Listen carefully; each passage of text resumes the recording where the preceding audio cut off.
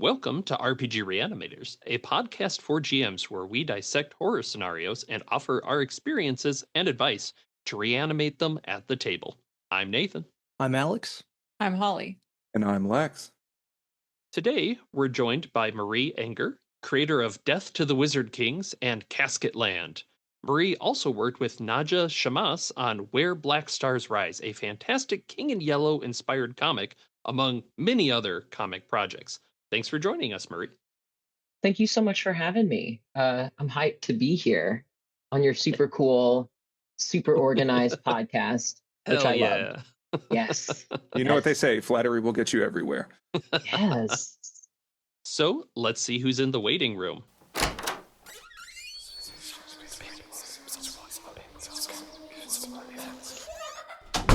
Today, we're consulting on an acute case of Marie's RPGs and eldritch horror art.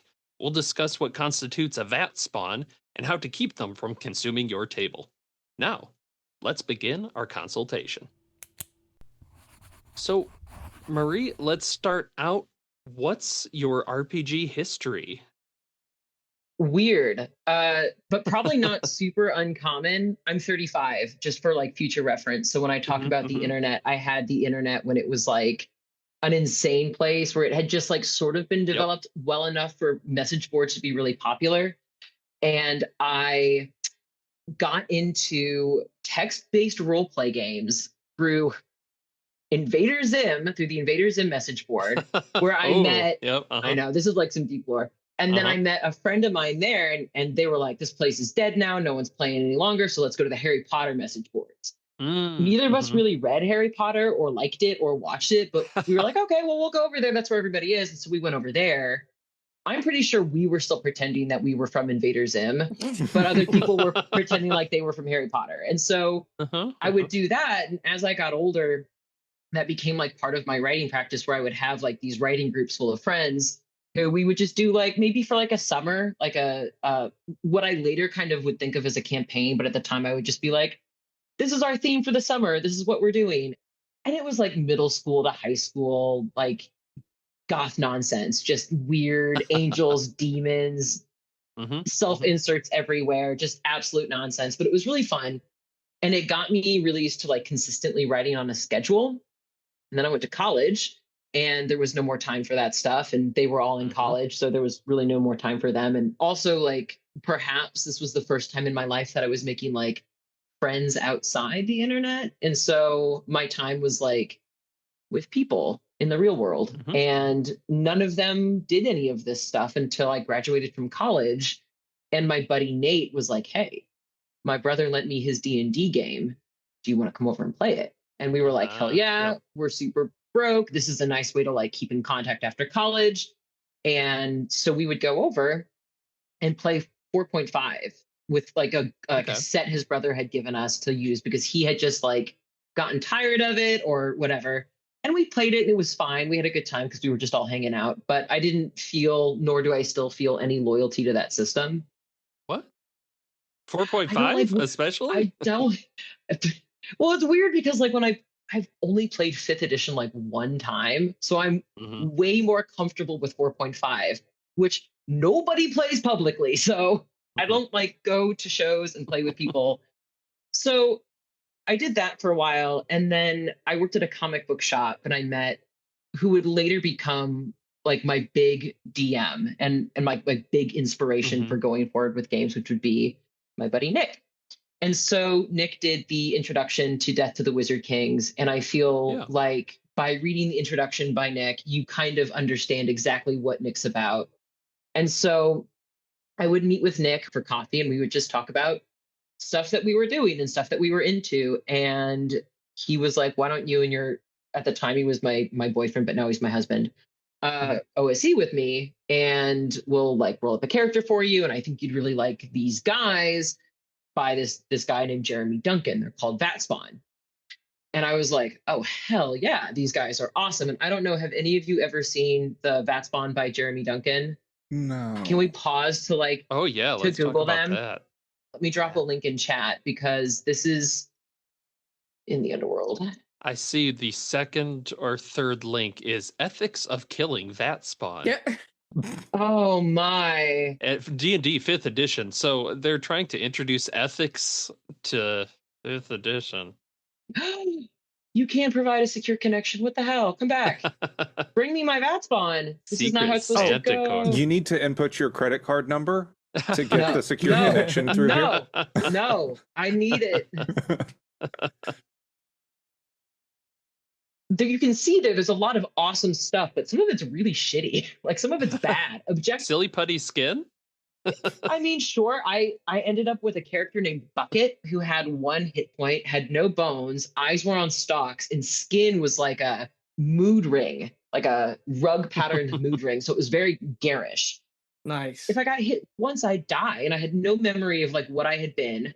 I was just this thing that could fold up into a ball and hide. So that's all I did.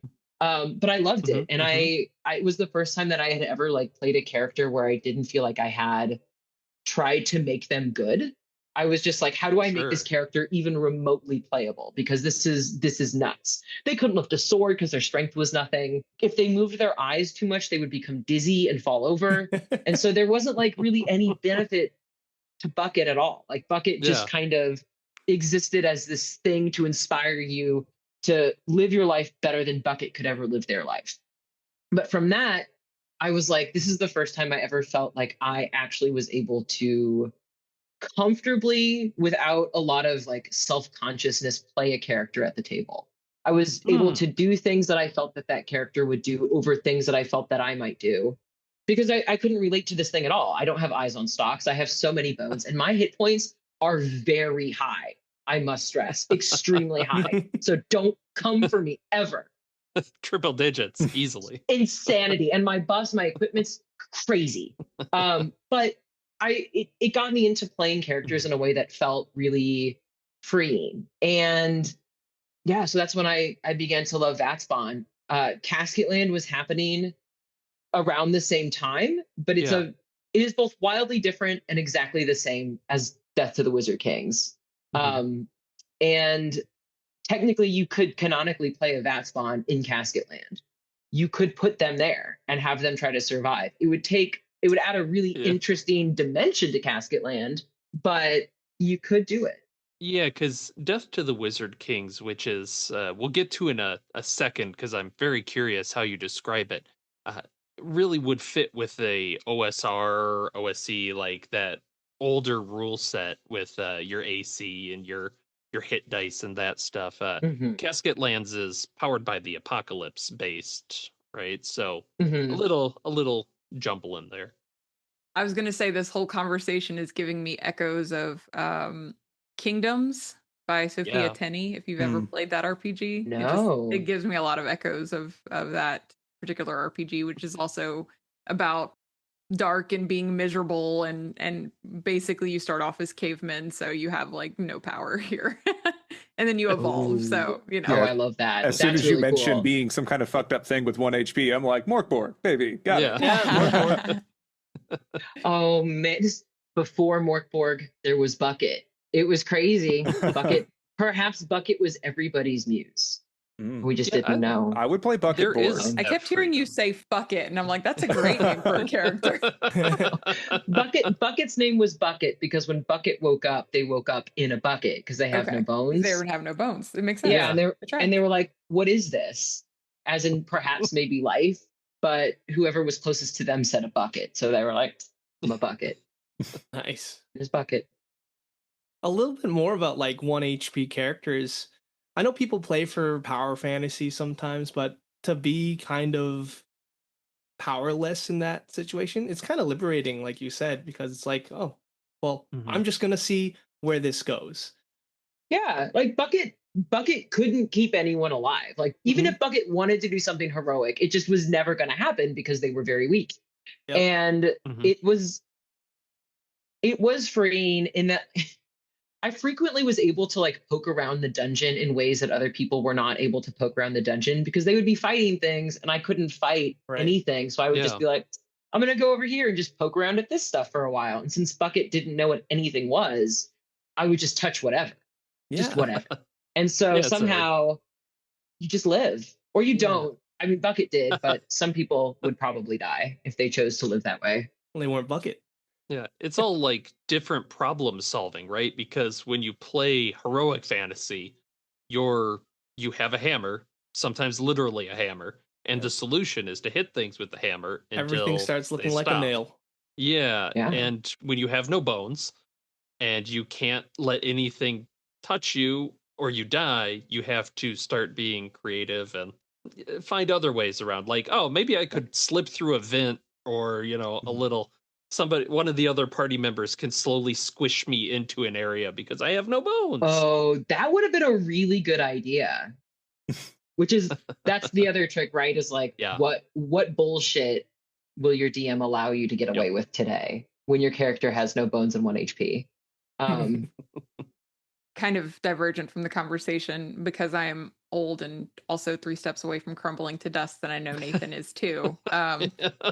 You just like activated a memory in my brain and I had to go look at it, and I was thinking of Cow and Chicken. Do you remember that TV show? I do remember. Mama had a chicken. And they had Mama a cousin had a cow. named Boneless Chicken who just flopped around. That's right. All the time. Daddy was proud. Damn. He didn't care how. That's Oh man. What a weird show. I haven't thought about Cow and Chicken or Cat Dog in quite some time. All of those were really, really fucked up. And Ren and Stimpy, totally meant for kids. Questionably made for children's television. I was so afraid of Ren and Stimpy as a child. I didn't grow up with cable. My parents, my mom didn't really like TV, and so I wasn't really allowed to watch TV. But for some reason, my granny was like, fuck it, whatever you want to watch. And so when we would go over to her house for 3 weeks every summer, I would just stay up late and watch like the insane stuff on cable. And so I would see like Cow and Chicken, but only for like 3 weeks during the summer. Yep. And then nothing else. And that and was then just it's like a fever dream. Like you're explaining it to people and you're like, they were flinging pork butts at each other. And then there's a devil who bounces on his ass. Yeah, and the devil. Oh my me. God. Yeah. The devil. I remember seeing the Ren and Stimpy where like I was sleeping in the living room watching the TV and they were getting sewn back together. Like something had happened. There had been some sort of catastrophic organ failure and they were getting sewn back together. And I was so scared. Like I remember it now being really like just like I hated it. And I was like, I could never watch this show. It disgusted me. I was afraid. And then the same thing happened with Invader Zim. With the esophagus with the organs. That was the one that traumatized me as a kid. When he pukes up the esophagus, and I was like, that was I'm out as a kid. Oh, yeah. It was so much. No, it was there was like a UFO one that I saw. It was like the first episode. I just saw it like by chance because when we moved, the people whose house we lived in, they didn't disconnect their cable. So we had just cable for a while, which is how I saw Invader Zim. And so it was the episode with the UFOs. I caught it super late at night and I was so freaked out that I went upstairs and I just sat. And all I could think about was how disturbing that art style was. And now I draw that way. So made an impression. It was just it really did. Like I know that like people tend to gravitate towards things that they really, really love and enjoy, but I've always gone back to stuff that really scared me. That's almost always been what I've returned to, like creatively or when I seek out new media. Things that really upset me initially are almost exclusively what I go back for, which I don't know what that says. That's kind of but that's kind of my like super long rambly history of how I got into games. And now I do a lot of games. So then in that vein of really channeling those things that may have upset you and then putting that into art or creations and things, what examples of things that may have upset you did you bring into Death to the Wizard Kings? Or are there anything like that you've brought to your tabletop RPG creations? Capitalism. Okay. I hate capitalism. I think it's really hard to like talk about Casket Land or Death to the Wizard Kings without just addressing that. Yeah. All of my work is about we've ruined the landscape. We've sucked everything out. We've worked our people to oblivion. There's no enjoyment left for life. And it's Casket Land, it's easy to be like really depressing about it, right? Because like there's no water, everything is dusty, we're all sad. And it makes it feel a lot more dire. But with Death to the Wizard Kings, the rundown is you're a weird little creature who spawned from a vat, born only to do the dark bidding of the Wizard King who made you, but now you've killed him. And for the first time, you have autonomy. What do you do now? And so it's about basically the horrors of recreating civilization after there's no more civilization left. We know it doesn't work, but we have no idea what might. And the land is poisoned now. So we have to work with what we got, which is not a lot.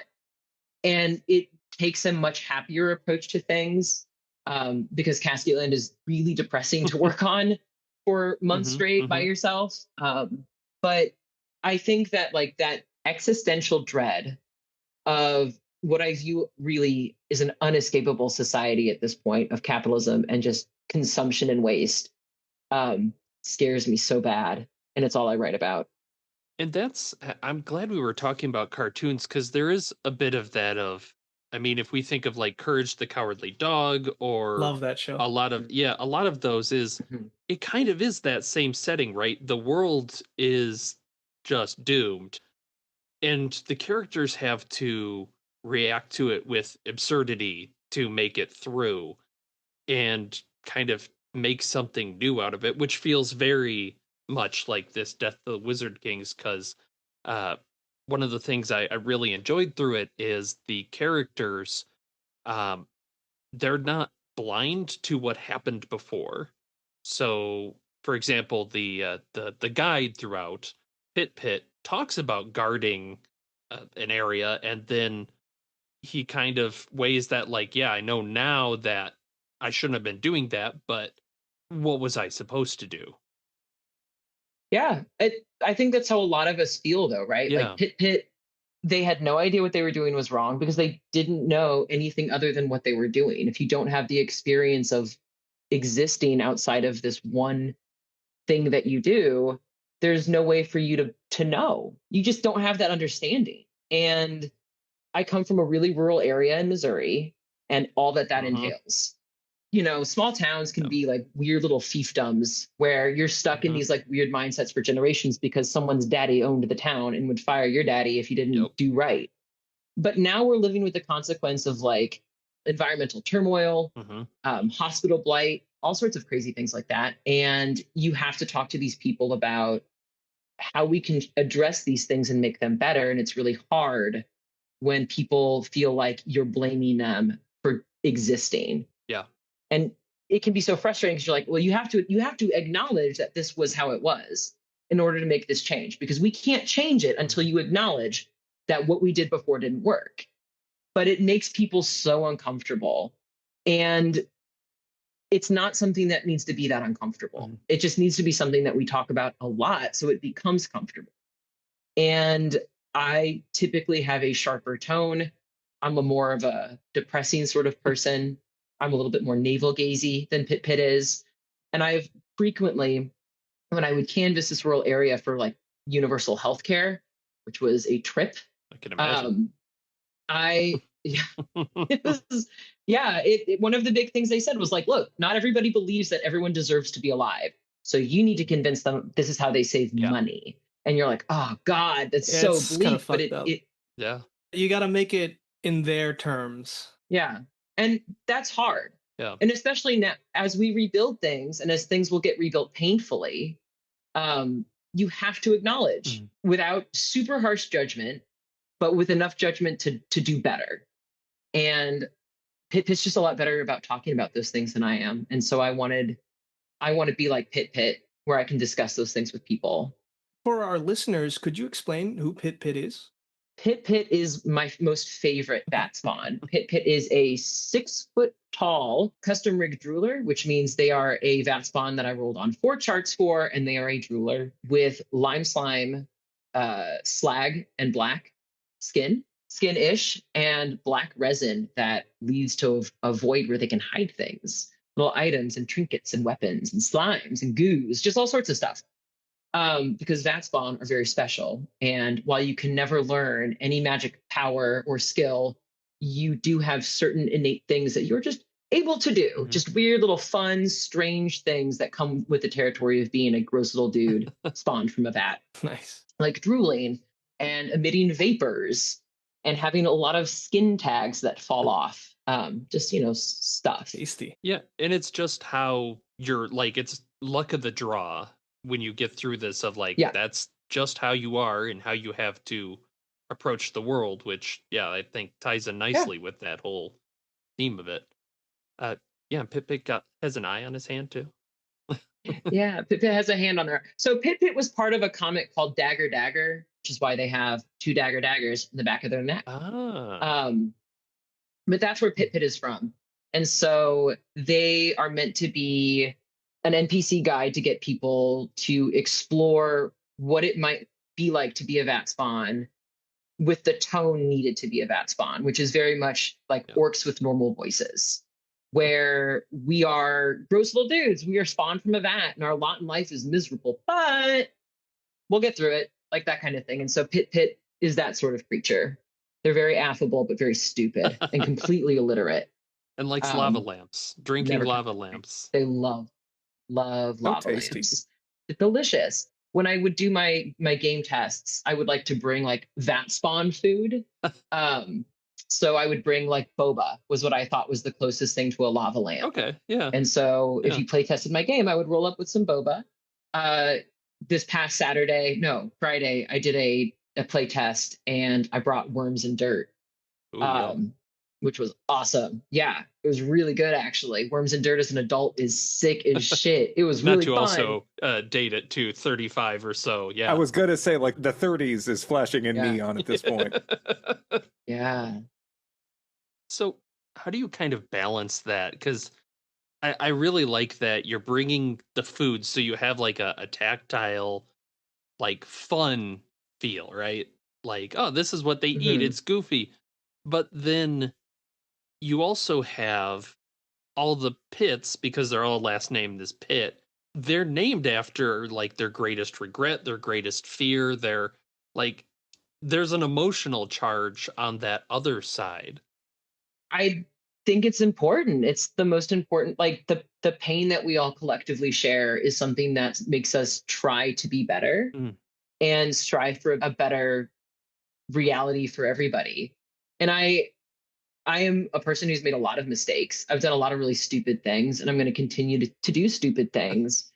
And I want to believe that as I get older, I just want to be a good citizen. I just want to be like a conscientious citizen who's kind to my neighbors and isn't hurting people.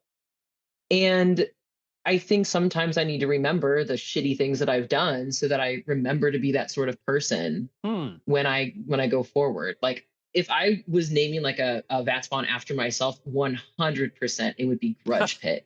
I can hold a grudge really, really hard. And part of like what I want with Pit and what I wanted to explore with Pit was letting those things go and trying to move on past them to like a better reality where like I believe that despite this bad stuff that happened, that we do have enough people who are motivated enough to make things better, myself included, to actually do it. So what then kind of adventures do you envision the Vat Spawn going on? Because I had that same feeling as I was reading it, like a dungeon delve isn't necessarily like what I'd see them doing per se, right? Like running around and killing other creatures doesn't seem like the vibe, really. It might not be, but I think that's an invitation for you to get your players to try something different. Like what I would do, and it's supposed to be system neutral. I know it's a little bit weird, but I never envisioned that people would play Death to the Wizard Kings in the volcano, because by the time you meet Pit, you've climbed out. You're here. You're like out and ready to take on the big wide world. And so I thought completely incorrectly that people were going to just play this book and be like, yeah, I've got my little guy. I'm ready to take them wherever they want to go. And I've been getting emails daily, I would say, about what sort of like environment they play in, when the campaign for them will come out, what game do they belong in. And I didn't think that anyone was going to try to play a comic as a group. People have been trying to play the comic as a group, which it just seems so bad. I feel so bad for whoever has to GM that game.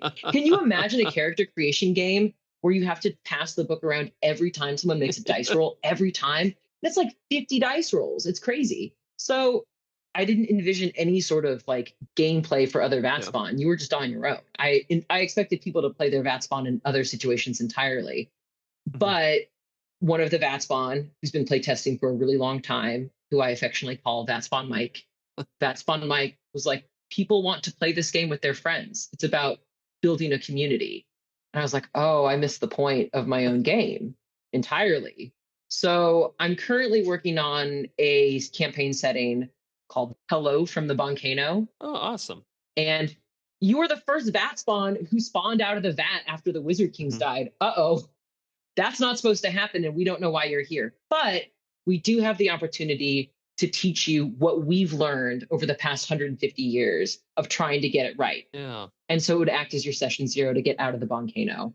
But you would have like things that are in the volcano, like wizard infestation or giant mushroom grove, stinking pit of slag, moving body parts, battle dome, PTSD container, like all sorts of just weird stuff that you might find in a volcano. Yeah. But I have to limit it to 88 pages because I gang print everything. So everything has to be 88 pages. So it might be 2 books. We'll see. So let's back up a second there, because I think that's a key interesting thing about Death to the Wizard Kings is it is a zine how would you describe it from an art? I don't know if you'd call it an artifact, but a choose your own adventure. What is the mash of words that I can use to make sense of it? Choose your own adventure is copyrighted. And they're very litigious. So a pick your own path, a choose your own way. I would call it, when I would try to explain to people in my life who had never played like even Dungeons and Dragons, or maybe even heard of it, what a tabletop RPG is, I would call it a self-directed tabletop RPG. I was playing a lot of Thousand Year Old Vampire at the time. Things that were like, you're making your character. It's not about the group as a whole. This one's just about you. Be indulgent. And so that's how I would describe it. And that's what I intended it to be, but I don't control the Vatspawn community, and it's robust. Surprisingly so. I'm like actually every day very surprised, and I feel very lucky that I've got a very good crew of Vatspawn who have been really supportive for the past couple of years. So yeah, it's weird. It's like a comic book that's also a game. And you end up with like a little zine if you print off the thing that you can flip through and turn inside out. I thought it would be a fun character sheet. And it seemed easy. You could put all your stuff on the back. If you unfold it, if it's double-sided. All my notes of what I rolled, stuff. And you can add to it. If you need to add, just make another zine. And then you've got even more zine. Just more zines forever. All right. So correct me if I'm wrong, but like it seems like you've got this great community of Vatspawn players, and it's taken on a life of its own because people are ascribing their own meaning into your game, right? So I feel like people are taking the mistakes and the regrets that the Vatspawn have, and they're kind of trying to solve it with community and getting together. And I think that's beautiful. It is. I felt really dumb that I didn't get it, because it really did just feel like God, Vatspawn Mike was so correct. And I don't want to be like a super big bummer, but it's also kind of impossible to talk about the Vatspawn without talking about how they, like last year, basically paid for my husband's cancer treatment by supporting work on future Vatspawn books. And so the community action that I had hoped to instill in people was bestowed upon me. And I'm just really grateful for that. It was really a wonderful thing to have happen. I've had, there's a part in the book where you talk about gender, and it asks you to maybe consider what that means for you before you decide. Yeah. And I've had a lot of people come out to me as trans because of that, which has been really meaningful. Because I know that a lot of people find a lot of gender discovery on their tabletop games, but I'm also a trans creator. I'm non-binary. And so having other people realize things about themselves that they hadn't realized before through this was really like a nice side effect that I also hadn't considered, because I really did just set out to make this goofy, stupid little game that had you think about these things. But you also, like, as you create something by yourself over the course of several years, it starts to like not be a thing anymore. It just becomes parts. Yeah. And so it was really easy to forget that Death to the Wizard Kings had something that I actually wanted to achieve with it while I worked on it, because I worked on it for so long. Do you think that because you obviously did a lot of art with this, it's like an art, do you find that that takes longer than just writing, that there's a difference in how you approach it? It takes a lot longer. And even with Casket Land is a different approach than Death of the Wizard Kings. For a comic page, typically it takes me 10 hours start to finish. Yep. So from scripting to completion of the page. And that would be true with Death of the Wizard Kings as well, with the added, like, I don't know, like maybe 100 hours of trying to figure out like how to not make it super, super duper broken and doing game testing and stuff like that. Yeah.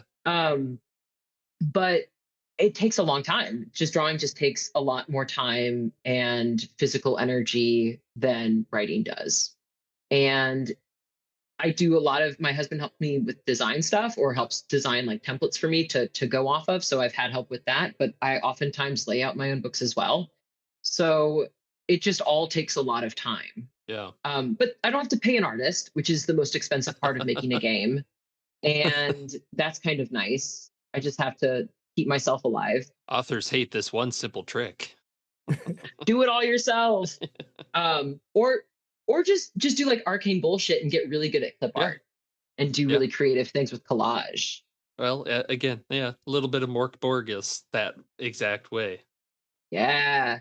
Well, it was fun too. Morkborg coming out the same year that Casket Land did was very inspirational, because they really went for all style. And I got really lucky to meet them at like a PAX Unplugged or something when they were in town, and they were like, "Did you burn it when you were finished playing?" And I was like, "Of course I did." Like, that was part of the game, was to burn it. And they were like, "People don't burn it." And I was like, "You said to burn it. I burned that book." It was awesome. It was so cool. You have got to burn your first Morkborg book if you get it. I did buy a second one that I will not ever play because I don't want to burn it, but you do have to burn it. It's so good. I think, unfortunately, we're too much of archivists here. Looking at Holly, specifically. Burn it. Got to burn that book. You got to get a secondary copy to burn.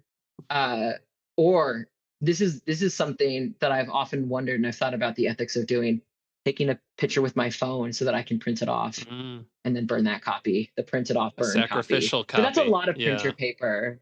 Yeah, a personal bootleg that I ran off on my home printer to burn in my home fire pit. You wouldn't download a Borg.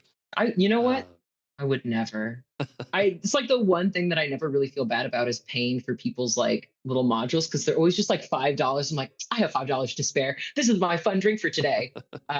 And now I have all these zines I'll never play. And that goes back to the kind of the community that you build. I think you mentioned before we started the $5 that gets passed around. But that's true. I do like that about the RPG community, is that there is a lot of support out there for authors. You know, it's not, I mean, it'd all be nice to be a bajillion-dollar thing, but you know, there's still support to be had. I think a lot about this for comics, and I don't really know how often people think about it with games, but I don't necessarily, money matters to me, right? Like, I've got cancer bills to pay. I got regular life to live. I got a future to plan for. I recognize that I need money. I don't really like money. I don't really feel like I need to spend my life attaining infinite amounts of money, but I really like being able to make the games that I want to make and work on the stuff I want to do. And so I kind of value my success in, can I make the next project? Yeah. Is the next project to go? Do I have enough? Do I have the 3-month runway that I need to get to this next project? And then I can go. And if I can do that, then I'm still okay, even if I'm broke as shit. I'll just find another job, another project, I suppose. But I think, like, I've watched a lot of comic book pros just make no royalties and no money off these giant name properties. And at some point you're just like, it's never going to happen. That era is over for us. We got to build our own new era. But I also really didn't like playing 5th edition or 4.5. So I'm really happy for this new era of like nothing but zines and the rise of Morkborg, which was beautiful to see happen at Gen Con in 2022 or 2023, whatever year that happened. Beautiful stuff. And seeing like all the cool creative stuff coming out of the indie community is also just, it's really cool. to see people making so many neat little things and spending the time to share them with us. Yeah, it feels like there's always like a bajillion neat little things that you can just kind of sift for, and it'll cost you a few bucks, and then you'll have something cool that somebody worked on and did art for. And yeah, I'm ready to get depressed. Let's talk about Casket Land. Yeah. You want to talk about the sad stuff? So Marie, what is Casket Land to you? Like, what's the setting? What's the tone? What is it all about? Casket Land is like Vampire Hunter D meets the Dust Bowl in Mad Max. So you basically play a pre-canned survivor character, and you can choose what class of character you want to be, but everything is pretty decided for you. And then you just survive for 3 days in this dusty ass wasteland with water, maybe. There's creatures out there that want to kill you, and other people out there that want to kill you. And there's no resources, and there's no hope. And if you live for these 3 days, you don't get anything. The game's just over. You survived. Congrats. You don't level up. There's no treasure. People have played Casket Land as like years-long campaigns. I don't know how. I don't know why, but they like it. So go for it. This is the first game that I designed, and I think that shows.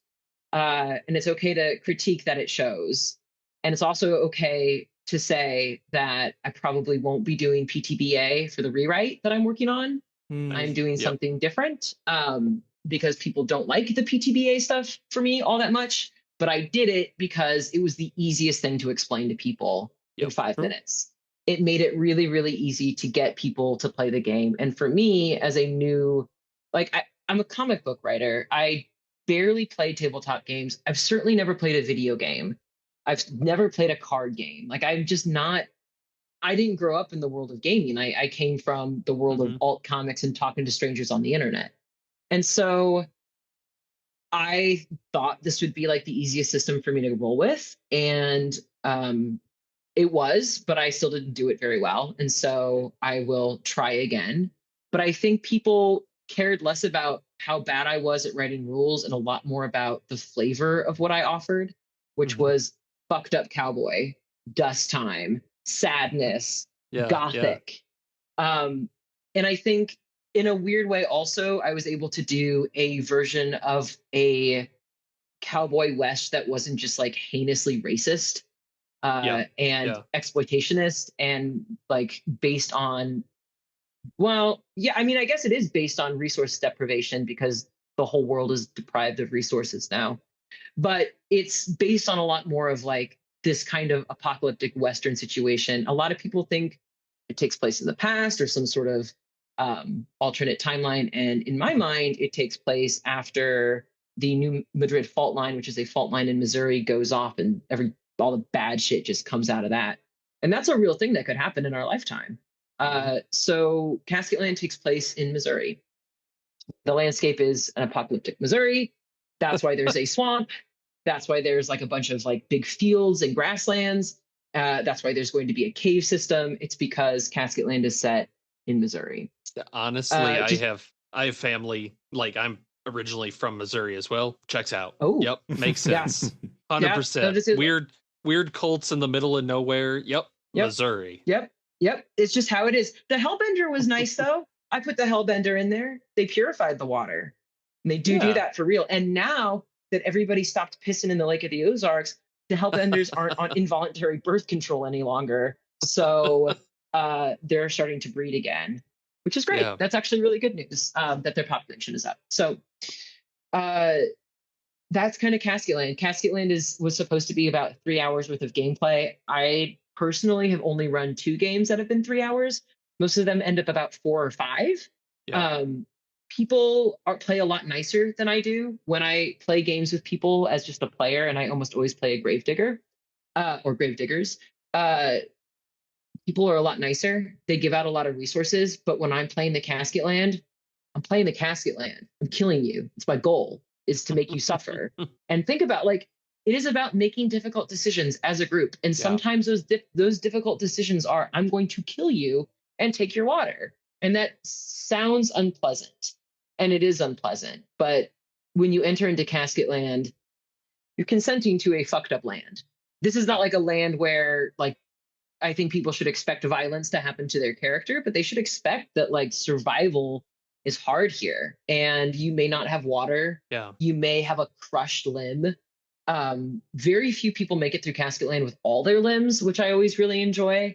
If I can't get someone to get through Casket Land dead, then I will get them through with 3 limbs instead of 4. In the new revision of Casket Land, I'm getting rid of all the guns.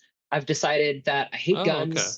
I'm tired of drawing guns. And I know that everyone thinks a good Western has a gun, but this is not a Western any longer. This is an apocalypse. And so I'm getting rid of the gun. There will be 1 gun in Casket Land, and it has a 50% chance of exploding in your hand. So have fun with the 1 bullet that you have. Yep. And so that's my hot new Casket Land design is there's no more guns. It's just weapons that you have to actually hit things with and experience their death close up and put yourself in danger. Yeah, I like that. That's cool. Because when we played a 3-hour session with Chance and Alex, and I agree. I was too nice. They found stuff. I shouldn't have let them find stuff. Where were you at? What land were you in of the Casket Land? Just went through the Casket Lands. Just had them basically supply of whatever delivery that made the hooch in the town dried up. They had to go out to the mountains, talk with the guy that supplied it, figure out why that wasn't happening. Along the way, they absolutely murdered just an innocent person standing in their kitchen because he was weird. Like you do. And like Alex does. Yeah. Oh, that wasn't me. That wasn't. You just typecast me. They were both kind of like that. But I think having more like during each of the combats or whatever, if you haven't checked out the trophy system, that's kind of what I'd consider along the lines. Yeah, Trophy Dark of like I like it for that thought process of it didn't hit my brain, so that's on me. Of instead of saying you lose a hit point, it should be you lose an arm, man. Like it got a hold of you, ripped an arm off. There you go. Yeah. No, I'm absolutely open to suggestions from people. I'm really lucky to be working with a friend of mine on coming up with something a little smoother and also something a little more robust so that people can create their own campaigns with a little more ease. This is like a weird thing to talk about with Casket Land, right? I believe that it's vaguely prophetic. Every time that I try to write a Casket Land campaign, that thing happens. So when I was doing, so after the first Casket Land, I loved it. It was great. I was like, damn, this was really successful. I'm really excited about this. It changed my life. And then I was like, well, hell yeah, I'm going to do a Casket Land where they go on a float trip and they catch this airborne disease and they all start coughing. And so I was telling people about it at that Gen Con in 2019. And then COVID did hit and I had to rewrite a lot of my game so that you didn't just have Casket Land COVID. And I was like, that sucks. It's super depressing. So then I was like, okay, I'm going to do one about like nuclear winter. That'll be great. Like I'll have Casket Land like white out or something. Like it'll be like really bleak and cold. And then Russia invaded Ukraine. And so I was like, yep. So what I'm hearing is we have you to blame for gestures at everything because you just don't want to write Wanderhome or something. You just like fucked up little man. Everything sucks. Yeah. Well, I was like, well, if I don't want to cause like a world problem, so I'll work small. I'll do an earthquake one. I'll do Casket Land crack. And then we had an earthquake in Missouri, like the day that I was describing it to my manager. And I was like, did I feel a quake? And then I looked, and in fact, there had been a quake. And I was like, well, I don't want to do that now. So then I was like, okay. You have to write about something happy now, right?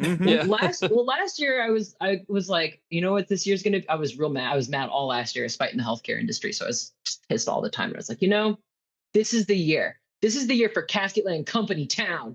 And then fucking Elon Musk started making his Starling Town, and I was like, no, stop it. And so in Casket Land Company Town, you get to choose whether or not you want to have money and work for the company, or if you want to like be an independent bunch of rednecks up in the mountain, keeping your mind safe from the company that has money and can buy guns and water, whereas you just have people who trust you and will give you maybe guns and water, except no guns. because there's no more guns in Yeah. Casket Land. It's just like pickaxes. You can play a child that is called the Canary class and can breathe in all That's sorts of fun. like toxic Yeah. fumes and things and climb through little holes. But you have to be a child, and eventually you just die because you can't survive all the toxic fumes forever. So as long as you're cool with that, it's going to be a cool class. I'm really This excited sounds about that bleak one. as hell. This is great. Yeah, it's really bad. It's really bad. It's really bad.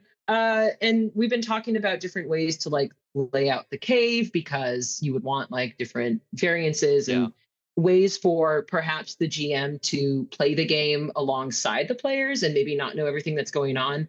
It was interesting you brought up Loam in our little notes that I read. So I was very excited to talk to you about Loam.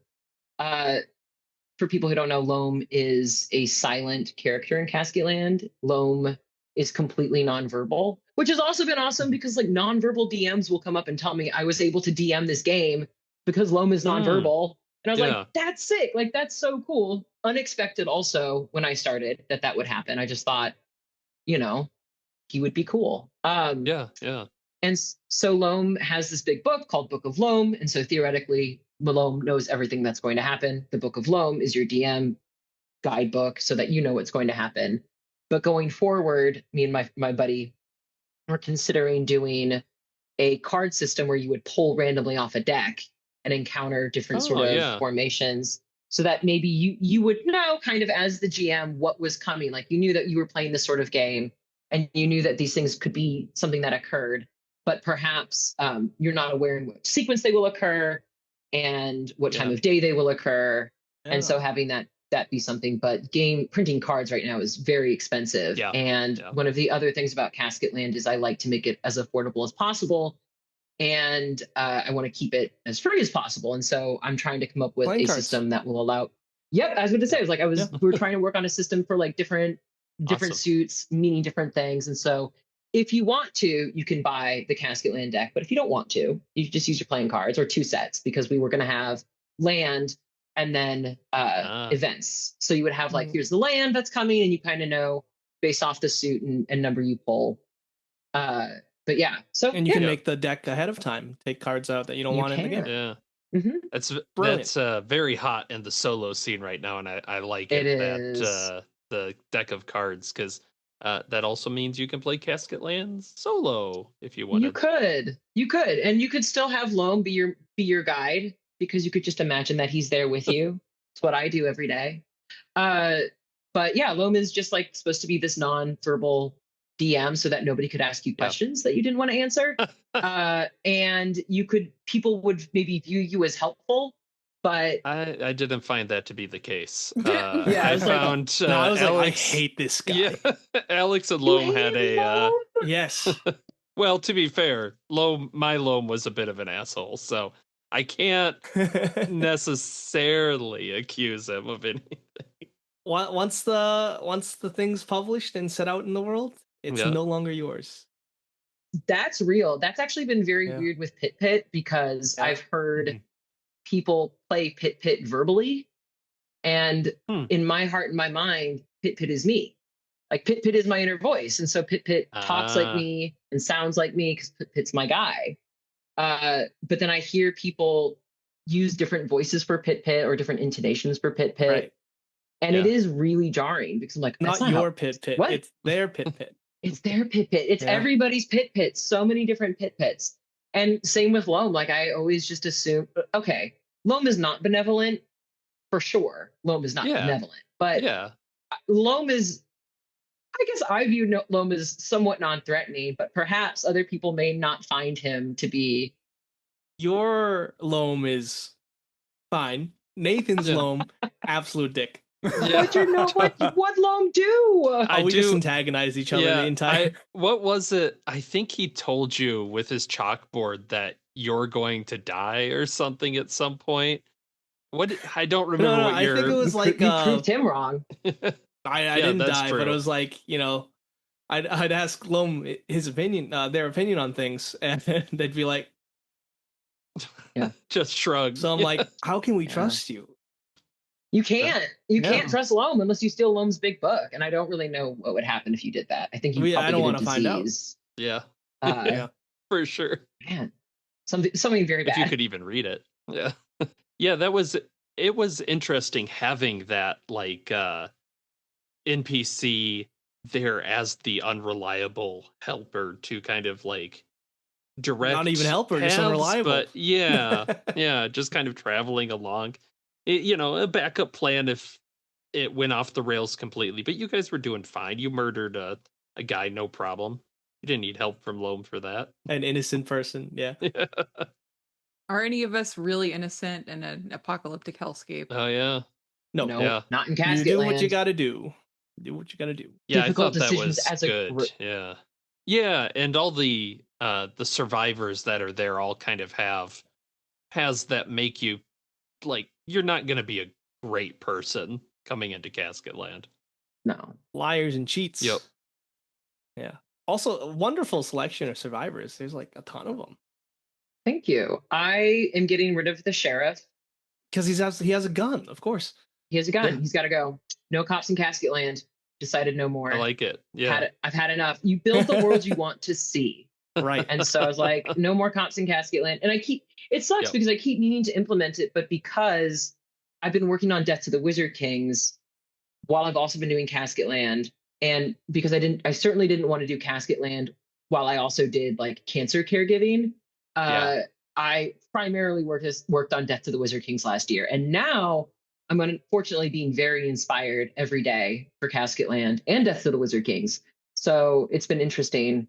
I'm very excited to see what horrible things will come in the future. So if you have any terrible things that you want to see in Casket Land, you have that power to suggest them. They could be in the game. Awesome. Oh, we'll be in touch then. Yeah. Alex is good at making terrible Western things. So. Yeah. I love the Deadland setting. Yeah. It was fun. It's been crazy. Like every weekend, Germans, Italians, and French people get on my website and just start downloading Casket Land en masse. It's beautiful. Wow. Every weekend. That's every cool. weekend. Like, and they're like, this is what America's like, right? Yeah. Exactly like this, friends.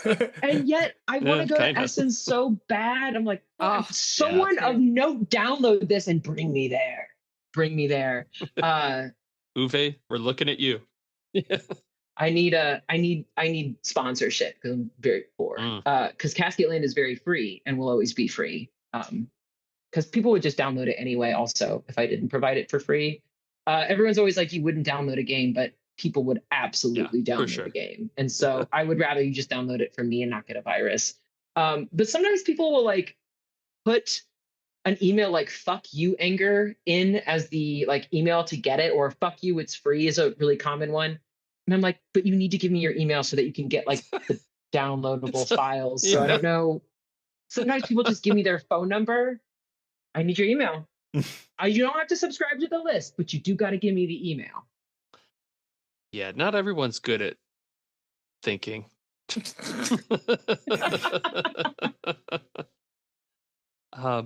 Gestures at everything. Great. Yeah, no kidding.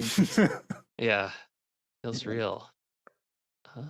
No, I'm very excited to hear a new edition, especially kind of thinking of it as a one shot makes a lot of sense for the setting and whatnot. So there is a comic that ties in with, and I cannot say the fella's name. It's got a C-U-A-C. What's the Casket Land comic? Guacamole. Quatch? What?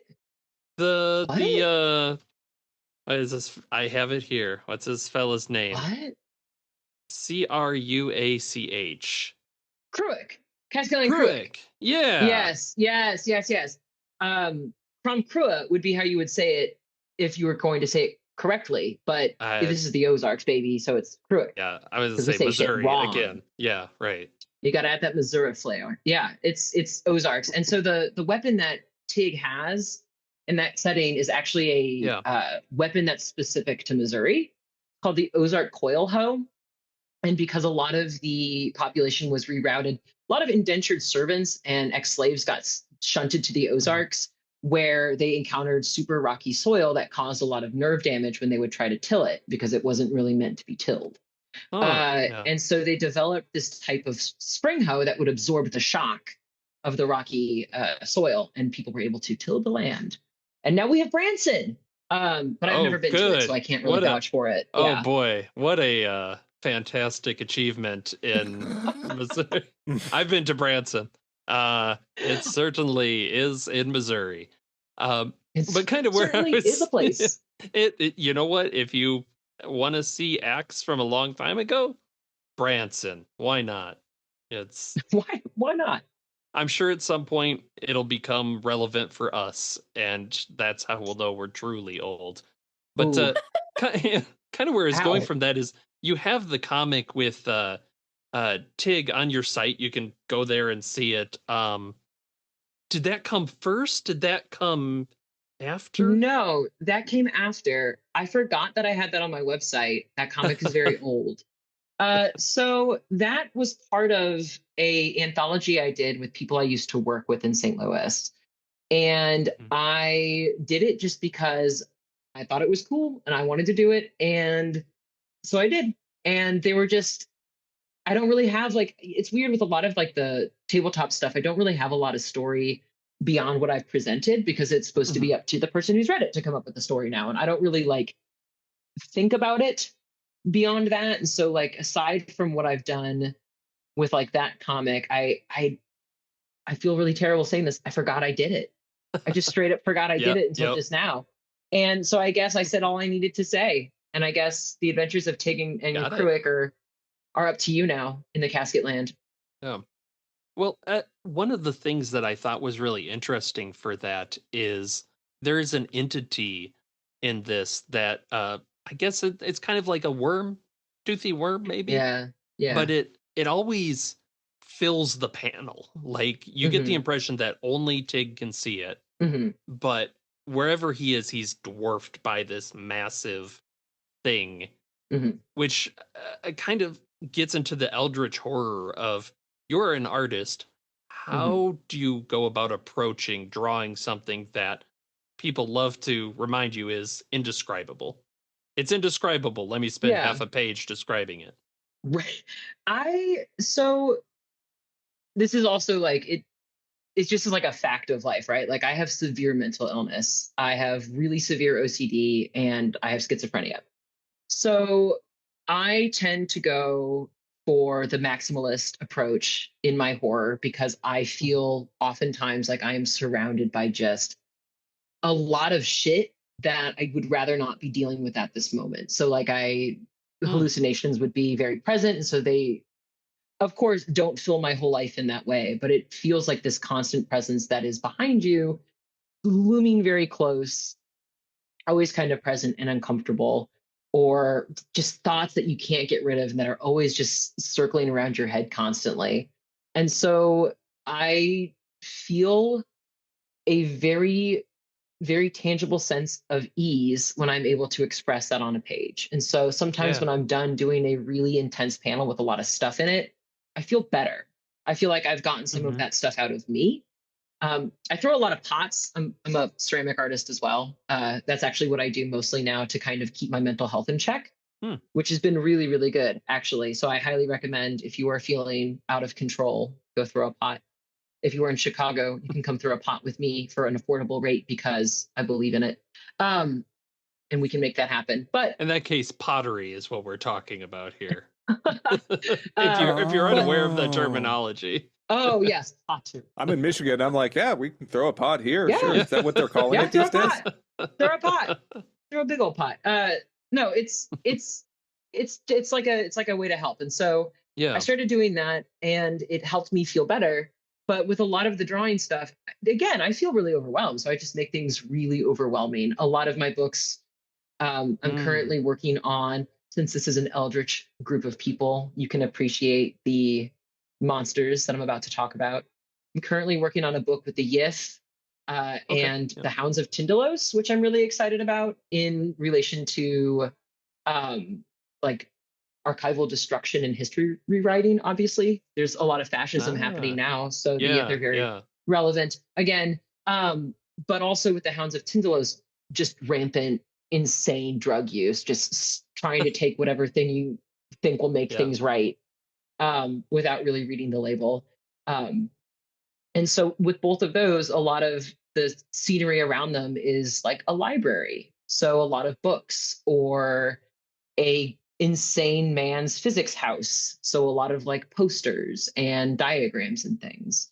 And so I think oftentimes people get uneasy with my work just because I draw work that is uneasy looking, because I am an uneasy person.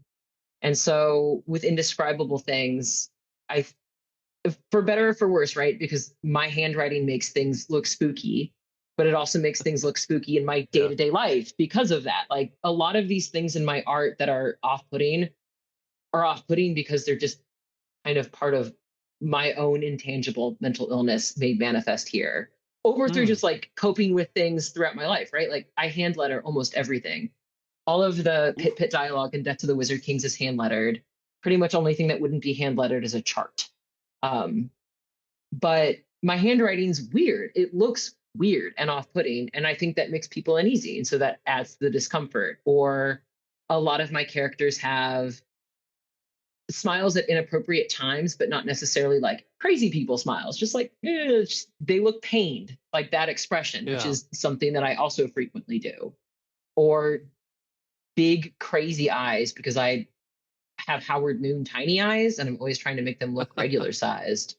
So characters trying to do that kind of stuff. But I don't draw a lot of monsters that aren't like pretty basic black blobs or shadows. And I don't do a lot of visible gore, although I do a fair amount of gore, I would say.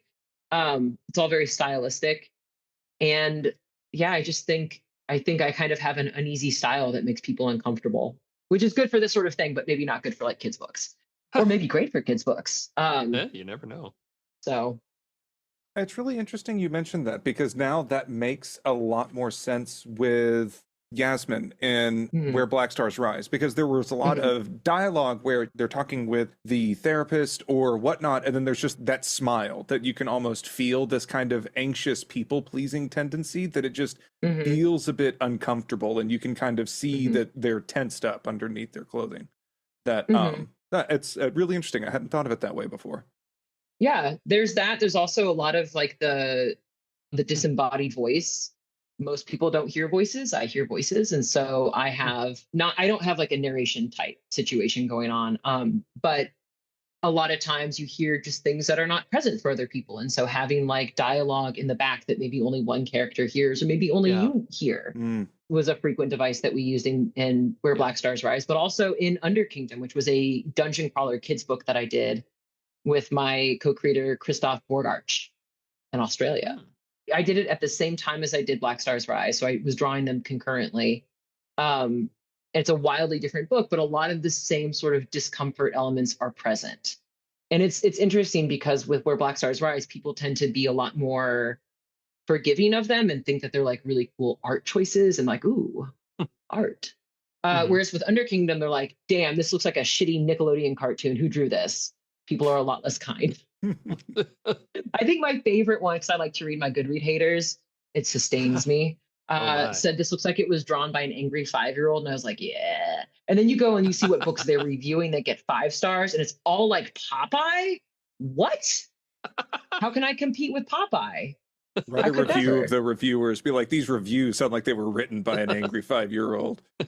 Ridiculous. A spinach-addled sailor. He can't barely write this review because his forearms are so plump. How does he hold the? Yeah, How does he hold the pen? Yeah, that makes a lot of sense though.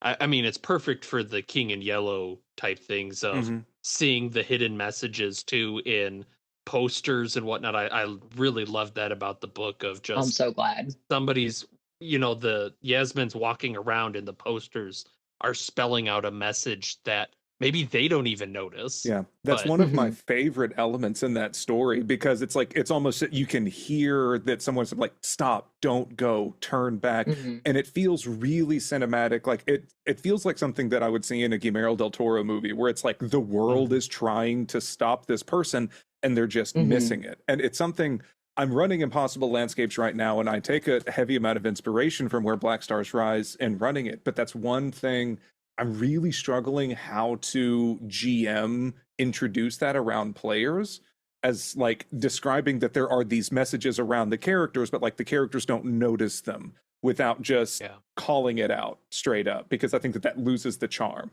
Have you considered placing the messages around your own home? Or in your background, yeah. Yeah, like placing them up there, and so like you have, it would require work on your part, but this is also like, right, this is fun. We're all broke now because the economy's in shambles and we can't afford $50 to buy any more minifigs. So all we have is our printer and our bootleg copy of Photoshop that we downloaded from Kazaa. And so like make it yourself and then put it up there. And then if they catch it, then good for them. They get to survive this eldritch encounter. And if they're too sane to read into every little tiny detail in the background behind you, that's their own fault. They should loosen up. Got to use a shared Google Notes doc or something that you can change. Start putting that in. Yeah. Sorry, this is a tangent, but I tried so hard to convince the players to make a shared Google Doc because I gaslit my last group by changing some of the notes whenever they weren't in there.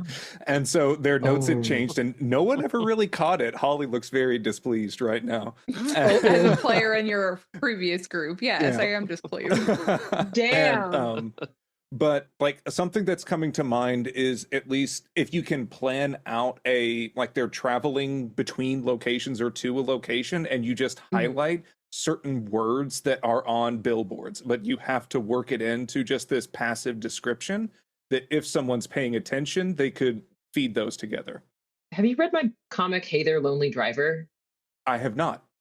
Okay, this one's on Tumblr, but you can also download it for free. So it's about a person on the run who is receiving messages from the strippers in the billboards of Missouri. And so it's what you're describing, right? Like you're having like these messages fed to you through a regular billboard. Well, in this case, they're not regular, right? Because I made them big green strippers, but you could have like regular ad copy just replaced. Super duper easy. And it's something that I've looked into doing for advertising future projects because it's actually not that expensive to get a rural Missouri billboard and send someone out to take a cool, creepy photograph of it.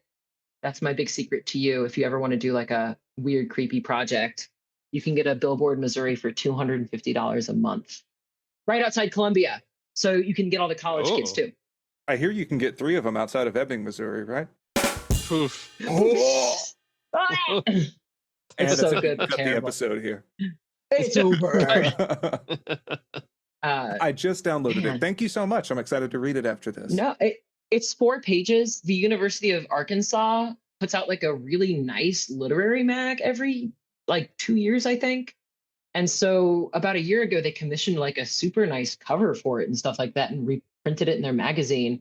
And for real, kudos to the kids in Arkansas who made it. Like it was phenomenal. It was one of the best books, like better designed books I'd ever seen. It was really good.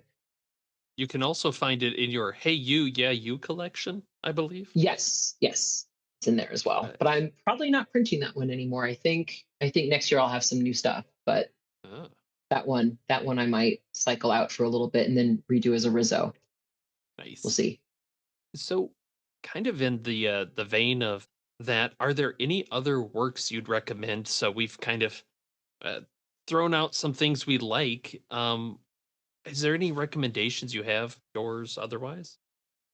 I haven't read a lot in the past year just because my life was stupid, and my life is better now because there's no more cancer. But when there was, I didn't really read anything. I just kind of like read garbage on my phone and was on Reddit a lot. But before all that happened, I had read The Fisherman and I really loved it. Yeah, that's a good one. Yeah, I really liked that one. And then I read Solaris while my husband was going through treatment, which was fine. It had a lot of unknowable descriptions of things. I've never seen either of the movies, and I was thinking about watching them, but I was like, I don't know if I want to like see how someone thought this looked, because I think they might have been wrong, and I don't want to find out that they were wrong. And I think recently I read Winter Tide by Ruthana. Yeah. I can't remember her Ruthana last Emrys, name. I think. Yes, yeah. I'm gearing up for big Yith shit, and so I was like, I need some big Yith shit, and so she was there, and I liked it. I thought it was pretty good. And I read another one. I'm trying to remember what it was. A guy and his kid had gotten swapped at like a dinosaur pavilion, so it was like a child. Yeah, it was super fucked up and weird, and I really liked it. I'm trying to remember who it was. But I keep trying to get the new Brian Evanston book out. Or if I can't get that one, just the new, just reread the Glassy Burning Floor of Hell, which is my comfort book. I love the Glassy Burning Floor of Hell. I haven't heard of that one. That's a hell of a title. It's a really good book. So Brian Evanston also did A Collapse of Horses, which I also really recommend and really enjoyed. What else? I just feel... Yes, I recognize this guy. He did something for Unraveling the Universe or something. Yes, I have one of his collections. Yeah. Oh, it's so good. Song for Unraveling the Universe. That's it. That's a beautiful book. I love that book. Oh my gosh.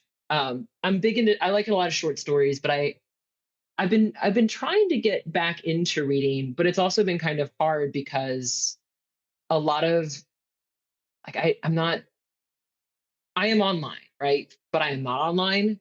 I don't really know how to find. I've always just done what I wanted to do. I haven't really been able to find people who like the stuff that I like if I don't want to engage a lot online. And so it's hard to find people in my creative circles who have like good Eldritch recommendations. So I was very hype that y'all like this stuff because I was like, this group will have great recommendations for me. And then I will surely have books to read.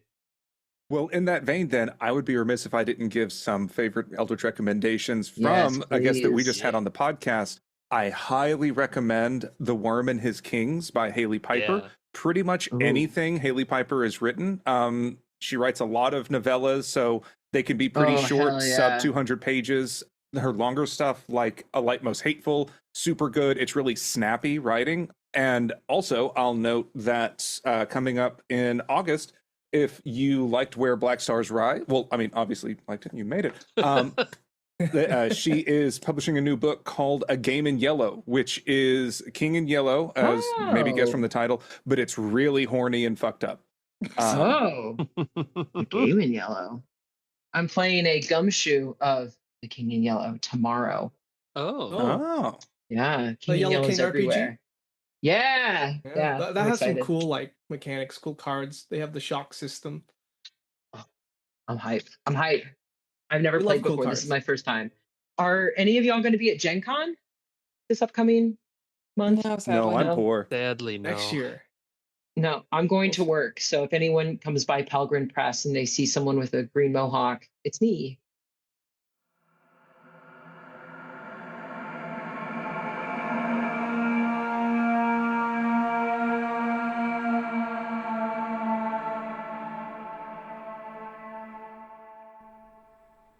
We hope these insidious whispers are helpful in addressing this topic at your table.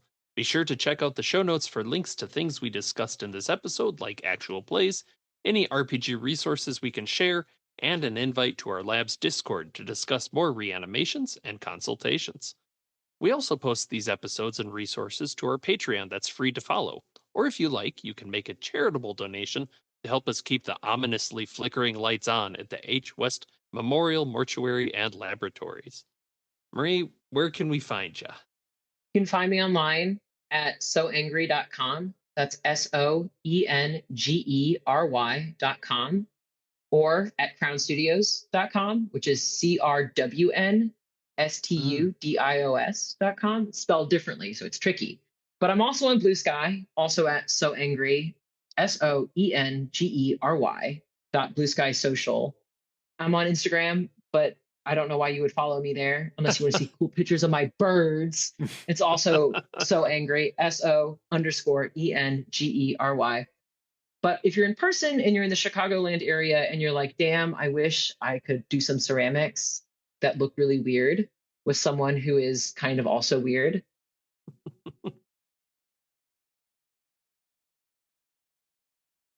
Oh, awesome.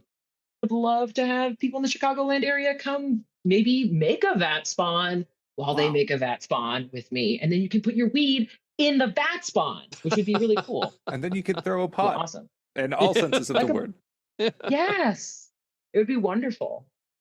Awesome. Well, be sure to check those out. Go download Casket Land. It's free. Then go buy the other stuff. Check out Death to the Wizard Kings. I found it a very enjoyable hour or so to spend playing around, making a little creature, and just thinking about life. So until next time. Thanks for listening to RPG Reanimators, where your games can die. Or live. On the table. Yeah. Perfect. You've set the bar, Marie. You've set the bar. Thank you. Thank you. I've been thinking about it the whole time. It was one of my thoughts. That's what I need to do now. Every time we have a guest, like put pressure on them, like nobody gets this right.